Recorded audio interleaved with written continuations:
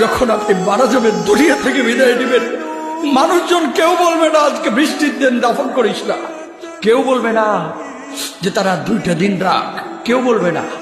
কবরের মধ্যে যখন নিয়ে যাওয়া হবে, আপনার স্ত্রীর কথা মনে পড়বে, আপনার সন্তানের কথা মনে পড়বে, আপনার বাবার কথা মনে পড়বে।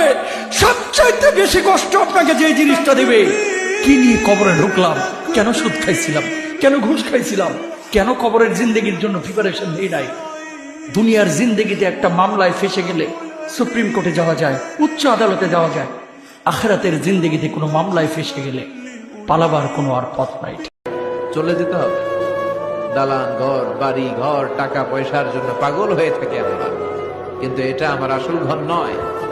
যেই গোসলখানাটারে আমি এত সুন্দর করে টাইলস করে ইটালিয়ান ফিটিংস দিয়ে বানালাম, আমার জীবনের শেষ গোসলটা কি ওই গোসলখানায় হবে?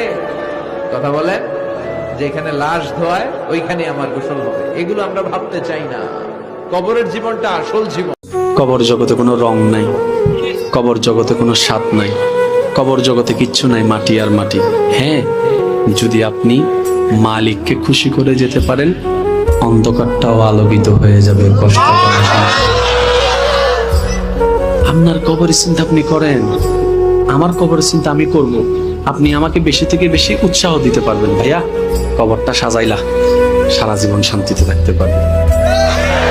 এটা হচ্ছে মুসলমানের নিয়ম। বলেন, কবর প্রতিদিন ডাক দিয়ে বলে আনা বাইতুদ দুধ।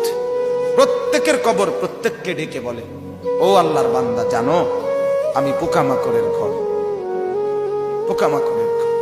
তুমি তো সেই বান্দা যে একটা মশা কানের পাশ দিয়ে উড়ে গেলে তোমার ঘুম বন্ধ হয়ে যায়, চোখ মিলে যায়। একটা মশার গুনগুন আওয়াজ সহ্য করতে পারো না। একবার কয়েল, একবার অ্যারোসল, একবার মশারি, এরপরেও তুমি চাও যে একটা মশাও যেন আমার কানের কাছে গুনগুন না করে।